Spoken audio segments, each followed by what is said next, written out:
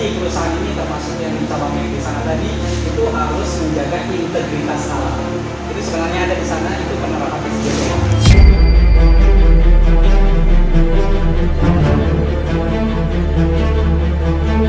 Pemerintah ngapa sih repot-repot keluarin harus ada sertifikasi halal? Karena kebanyakan sekarang ini ya, sekarang ini kan kayaknya isu yang lagi berkembang di masyarakat bahwa, pemerintah ini sekarang semua pajak, semua kena pajak.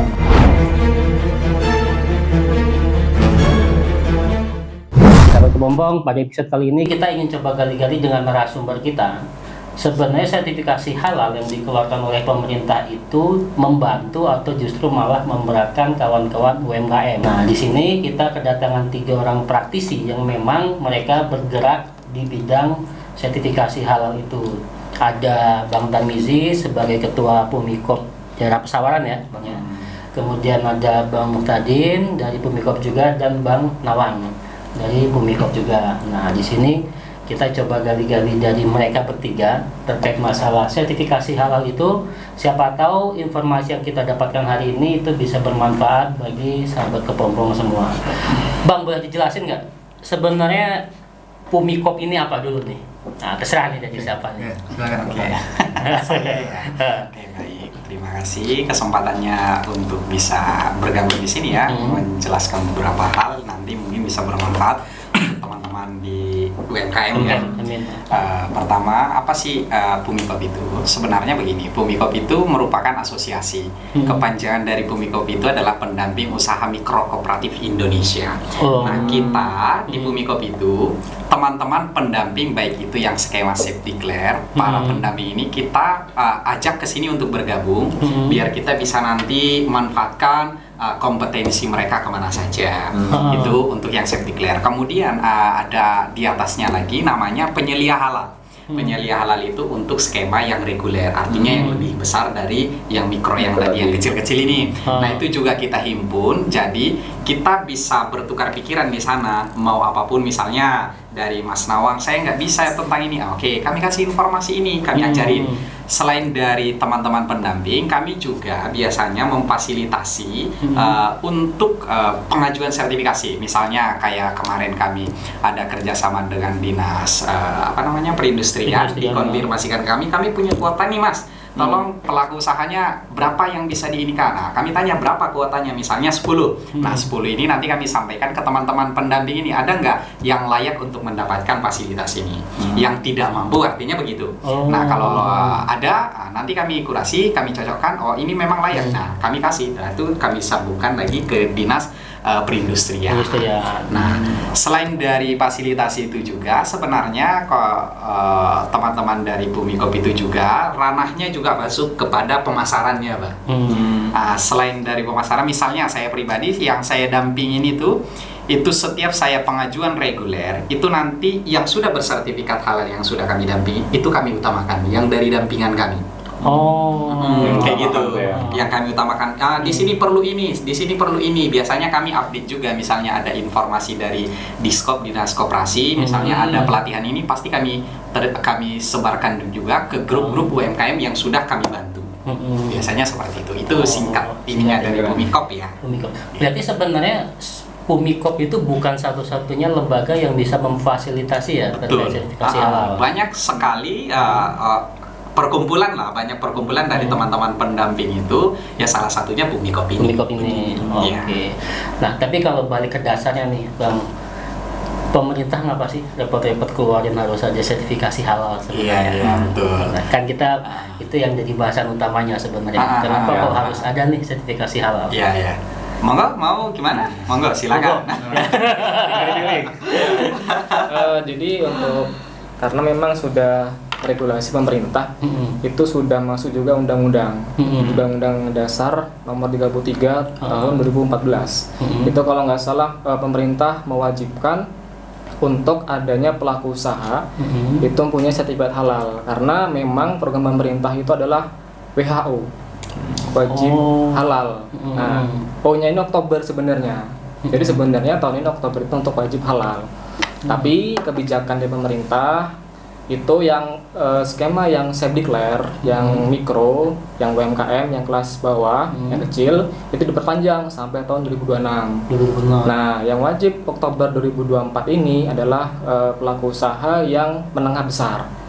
Gitu, seperti rumah makan, restoran, kafe. Nah, seperti itu yang diwajibkan. Kenapa pemerintah mewajibkan program halal ini? Karena sebenarnya untuk menaikkan kelas pelaku usaha. Karena kan program halal ini itu dimulai di Indonesia.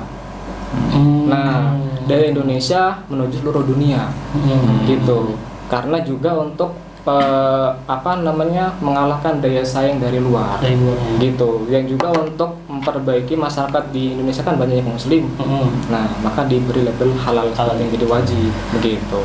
Tapi sebenarnya apa enggak ini ya, Pak? Kan kalau kita lihat Indonesia lebih banyak muslimnya.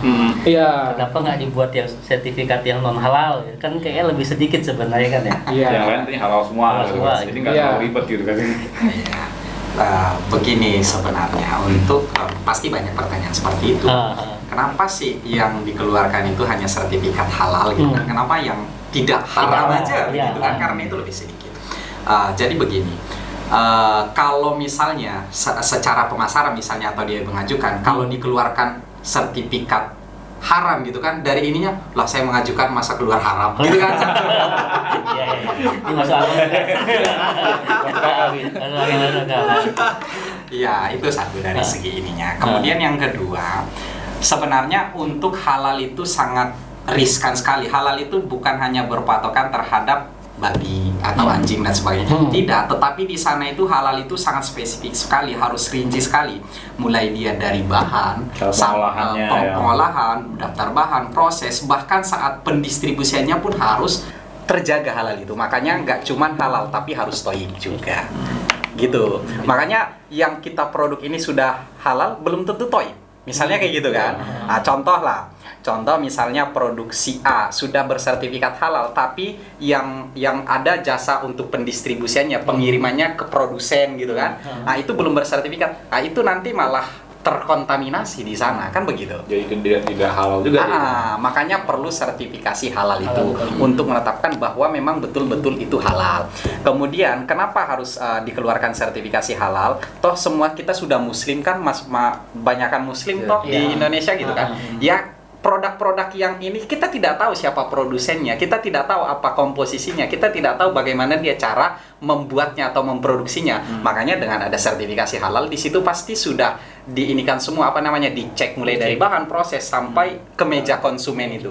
Nah, dengan labelnya itu konsumen muslim, dia sudah meskipun produsennya dia non muslim, tapi kalau sudah punya halal berarti ini memang sudah dicek betul-betul. Kayak gitu. Iya, karena ayam aja kan kita nggak tahu nih motongnya itu.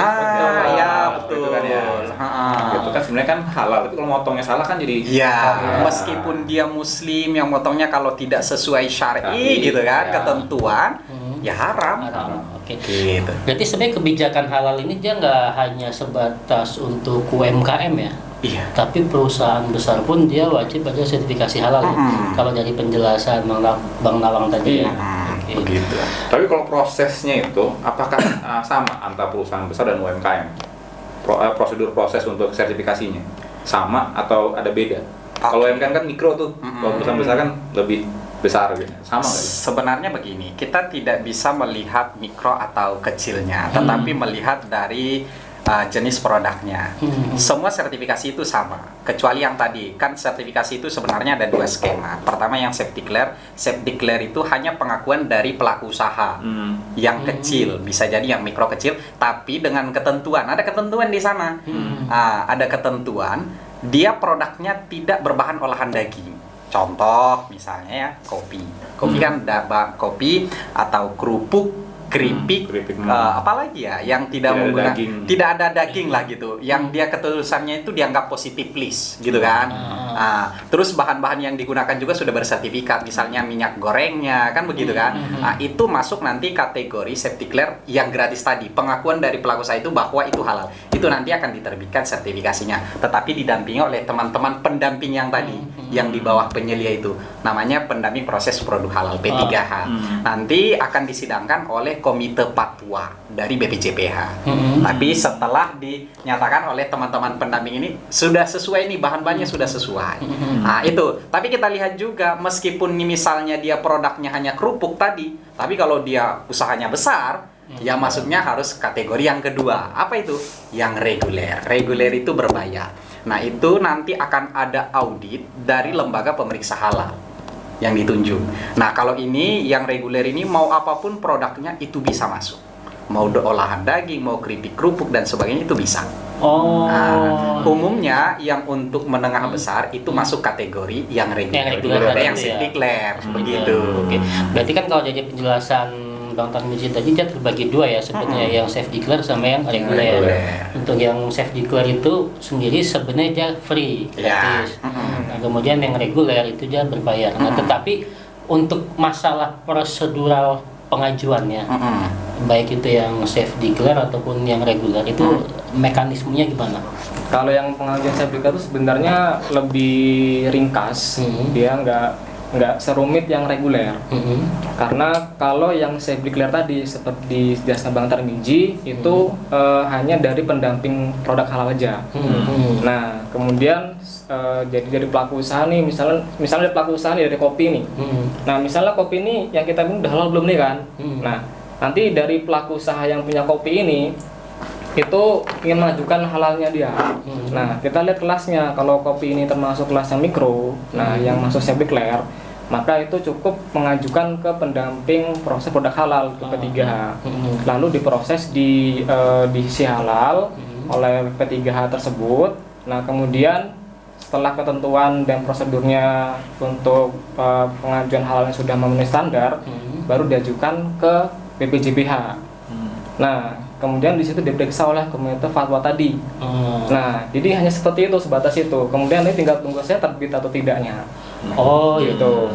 Jadi sebenarnya kalau untuk yang usaha mikro, untuk yang safety clear tadi, itu dia bisa aja langsung kontak ke kawan-kawan yang Umikom atau mungkin yang ada di daerahnya, yang tadi bantu untuk pengurusan sertifikasi halal. Ya. Itu prosesnya lama nggak sih biasanya kayak gitu? Tergantung, kita tidak bisa menentukan karena kita kan hanya mengajukan. Oh gitu. Gitu. Yang menentukan dari Komite Fatwanya. Kalau produknya ini kita diajukan itu bahan-bahannya sedikit, ringkas, dan bahan-bahannya tidak banyak instan ya, seperti bahan nabati kayak misalnya daun bawang, seledri gitu-gitu kan. Nah, itu lebih cepat dia. Tapi kalau dia banyak instan, terus produknya banyak, ada 10, ya kan maksimal kan kalau saya pikir 10 dia produknya yang bisa diajukan. Nah, itu bisa lama. Satu produknya bener. Satu gitu ya. Iya, bahan-bahannya belum dicek lagi kan di situ. Udah ada halal belum? Nah, kalau yang rinci-rinci yang misalnya cuma hanya misalnya peyek aja kan.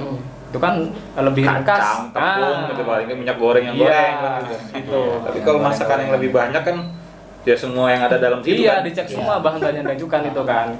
Nah, itu yang menentukan dari Komite Fatwanya.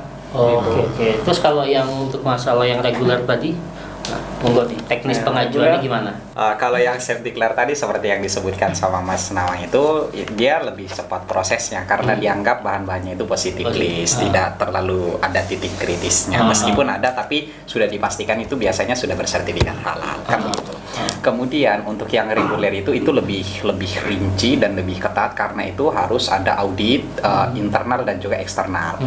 Nah, sebelum sama juga tetap pengajuannya di sistem si halal juga. Cuman ada kolomnya nanti di sana pengajuan safety clear dan juga pengajuan reguler.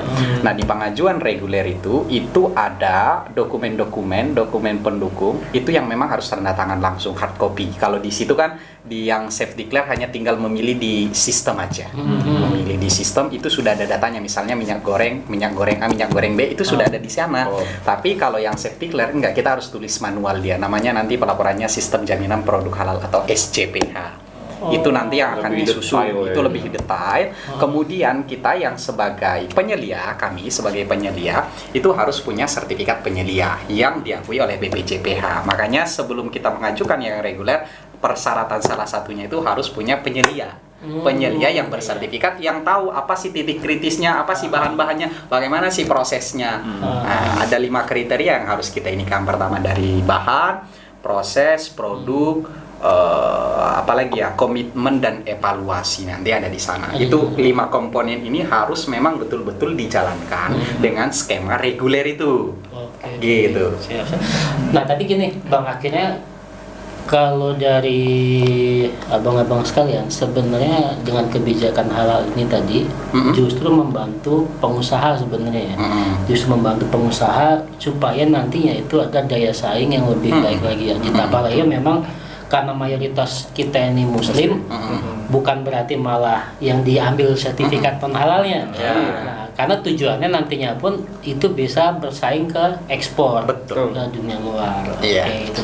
Nah, tapi kalau ketika sudah keluar sertifikasi halal, dia itu ada masa berlakunya nggak sih? Oke.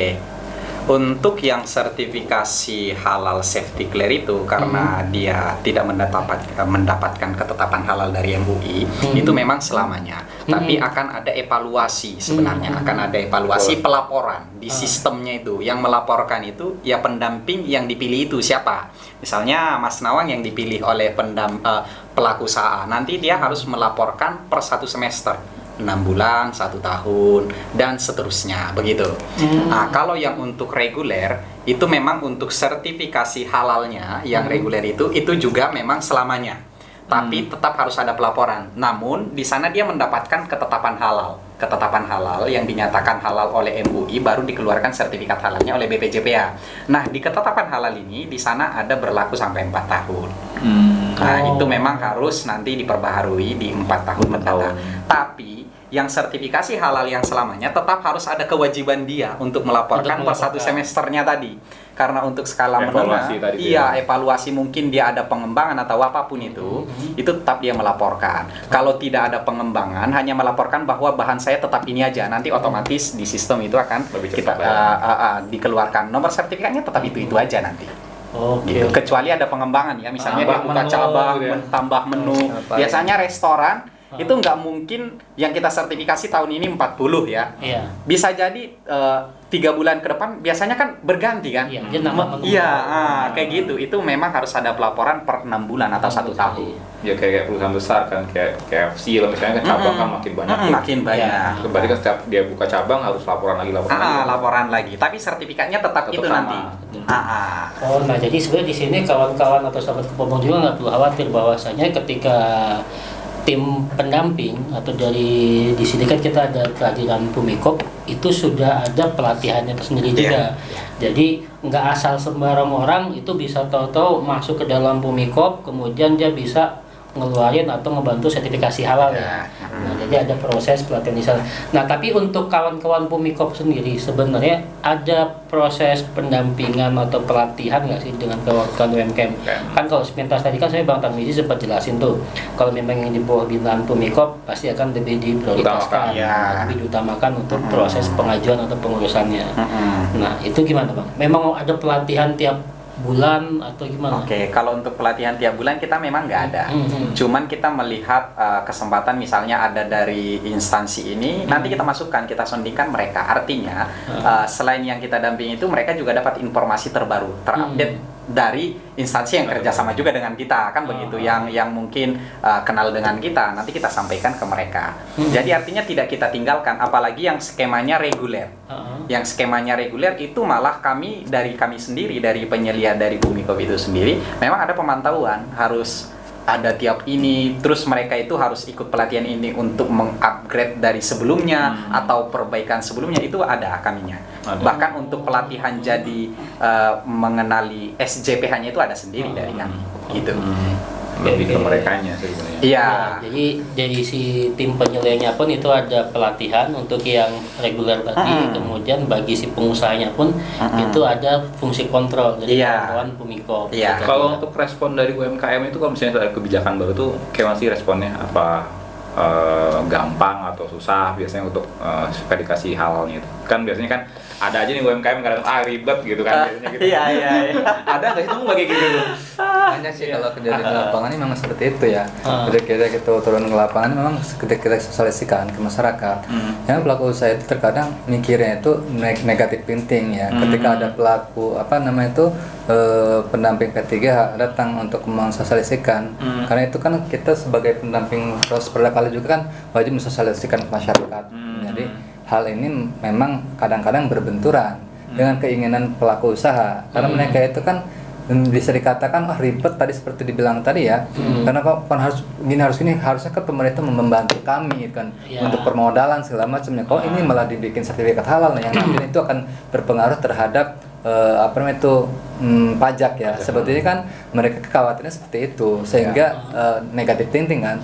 Karena setelah kami jelaskan ke mereka sosialisasi tentang produk halal, yang nantinya ketika mereka mengurus sertifikasi halal itu banyak keuntungan buat mereka. Satu kan meningkatkan kapasitas nilai jual mereka kan, untuk bisa meningkat ke pasar yang lebih luas lagi kan. Go nasional, go internasional ya. Keduanya memang wajib itu mereka punya NIB, nomor induk berusaha.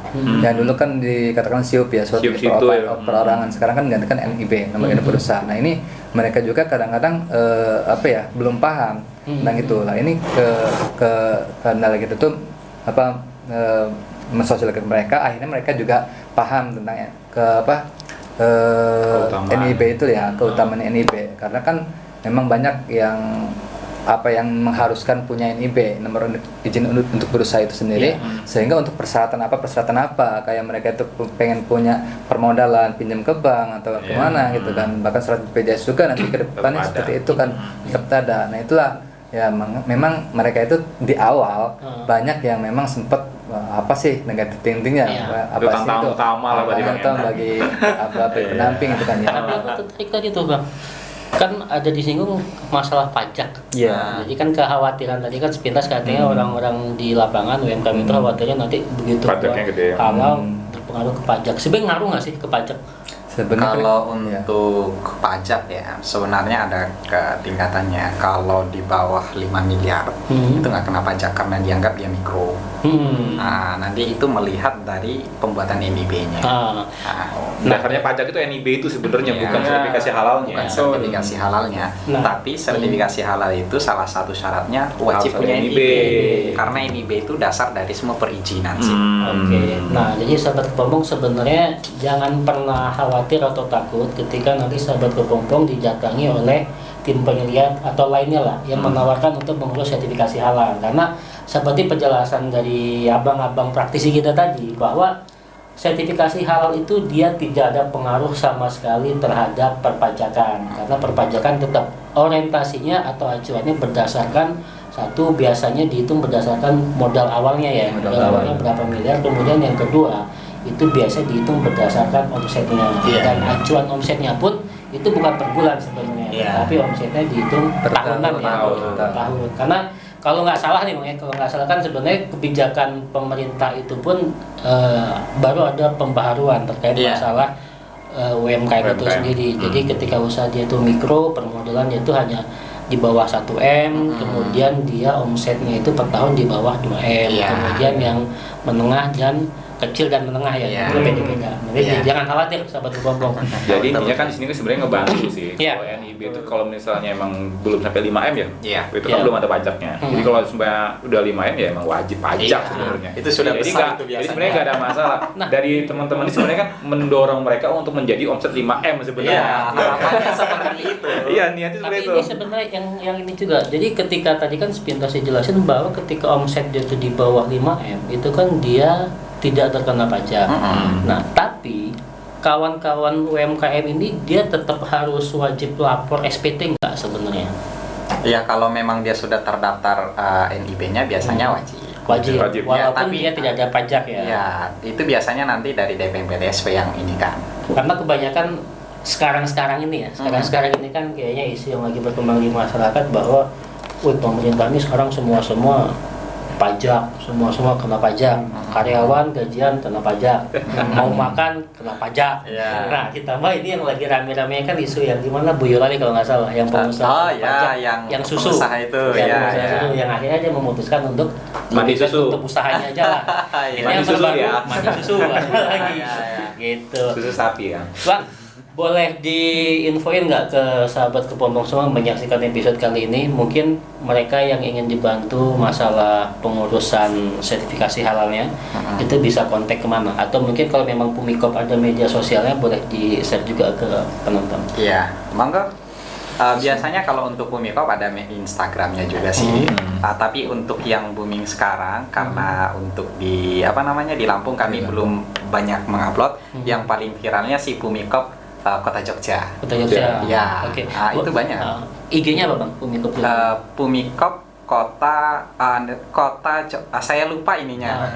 Pokoknya Pumikop Kota Jogja yang langsung keluar. Pumikop Kota Jogja. Ya. Oke. Kalau untuk nomor handphone yang di Lampung, Bang? Yang bisa Monggo, dihubungin siapa nanti ke kira-kira? siapa? Yang untuk safety clear monggo, Mas Septikler. Nawang dan Mas Nawang sama Mas Tadi. Bang tadi. Tadi. Nah, nomornya berapa? Nggak apa-apa di ini aja. Ya, kalau nomor HP yang ingin kita bantu untuk halalnya, saya declare, itu nomornya 0812 9711 1507. Nah, itu tadi nomor Mas Nawang. Iya. Mas Atau Nawang ke nomor saya 0831 3689 8914. 14. Oke. Nah, itu tadi sahabat kepompong. Jadi, kalau sahabat kepompong yang ingin dibantu-bantu atau sekedar ingin tanya-tanya dulu terkait masalah sertifikasi halal, itu bisa kontak ke dua nomor tadi, atau nanti bisa juga cek IG dari Pumikop yang Yogyakarta, Ya. seperti yang dibilang oleh Bang Tarmizi, karena di Yogyakarta itu sudah lebih duluan ya. Iya. Sudah lebih duluan, dan di Lampung ini sudah mulai jalan juga. Yang pasti itu tadi, bahwa sertifikasi halal ini tujuannya bukan untuk menghambat kawan-kawan UMKM, tapi tujuannya ingin memotivasi dan membuat kita bisa lebih berdaya saing. Iya. Bro Joko, ada yang mau ditanya lagi nggak? Cukup lah ya. Hah? Sudah cukup kayaknya. Sebagai pelaku usaha juga ini masalahnya ini. Aduh, pariwisata ada halalnya juga nggak ya?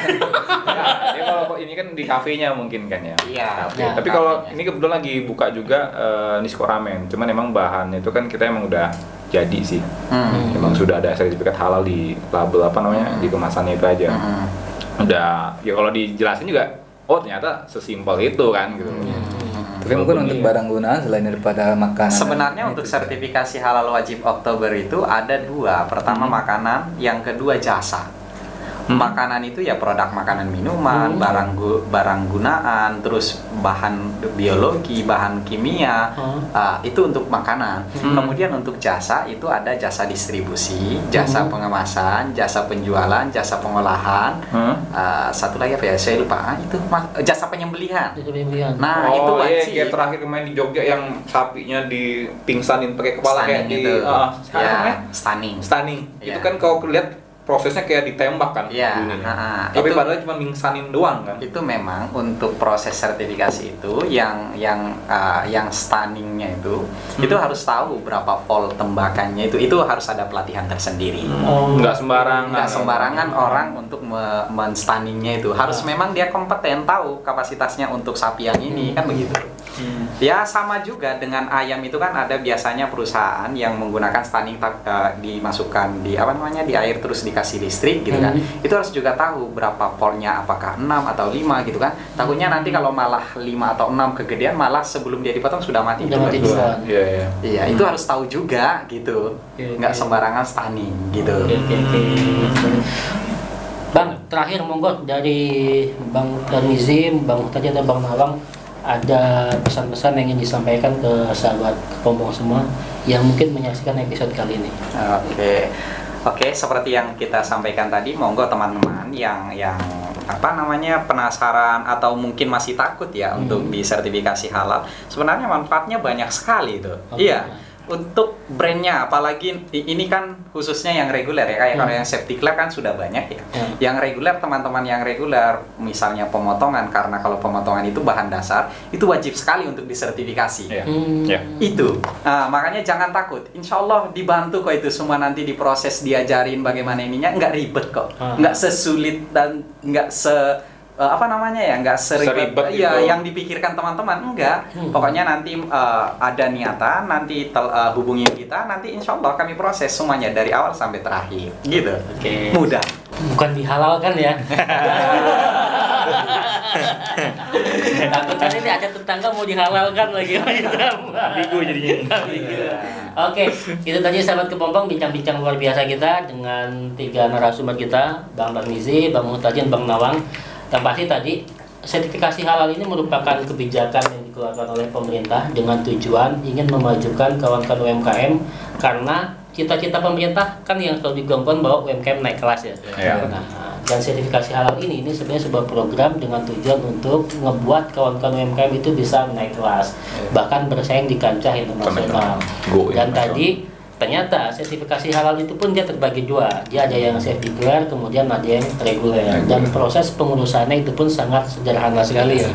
Jadi sahabat kepompong yang menyaksikan episode kali ini tadi bisa dikontak ke nomor yang sudah disebutkan, atau bisa cek juga IG di Pumikov. Dan yang pasti untuk pengurusan sertifikasi halal itu tidak hanya dari Pumikov saja, tetapi ada banyak sekali lembaga-lembaga lain yang bisa membantu sahabat kepompong semua untuk mengurus sertifikasi halalnya. Sekian episode kali ini, semoga menginspirasi kepompong berubah ataupun